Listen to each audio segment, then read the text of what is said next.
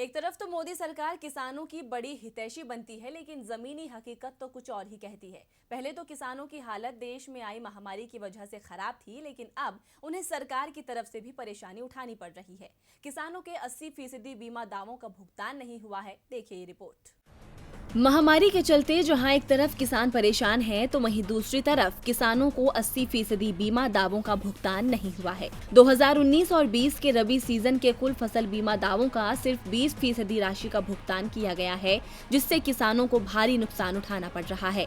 आपको बता दें कि ये फसल बीमा योजना सरकार की तरफ से किसानों के लिए बनाई गई थी, जिसके तहत फसल नष्ट होने की स्थिति में किसानों को भरपाई करने के लिए प्रधानमंत्री फसल बीमा योजना तथा पुनर्गठित फसल आधारित मौसम बीमा योजना के अंतर्गत कुल 3,750 करोड़ रुपए का दावा किया गया था, जिसमें समय सीमा के खत्म हुए भी 1.5 साल हो चुके हैं, लेकिन अब तक केवल 775 करोड़ रुपए का भुगतान हुआ है। किसानों का ये कहना है कि भुगतान देर से होने के कारण अगले सीजन की बुआई प्रभावित हो रही है।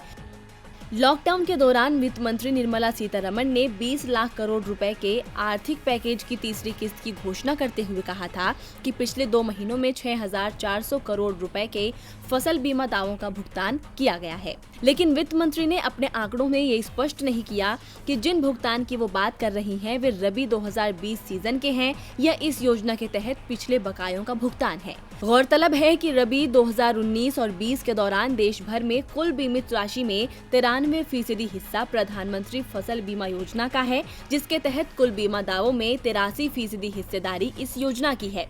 इस मामले पर मंत्रालय के एक अधिकारी ने कहा कि देश भर में विभिन्न जगहों पर अलग अलग तरह के प्रतिबंध लगाए गए हैं, जिसके कारण CCE कराने में मुश्किल हो रही है। इसी कारण से देर हुई है।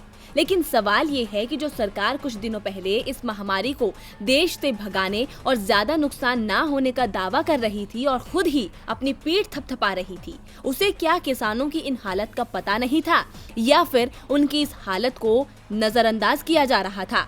DB लाइव की रिपोर्ट।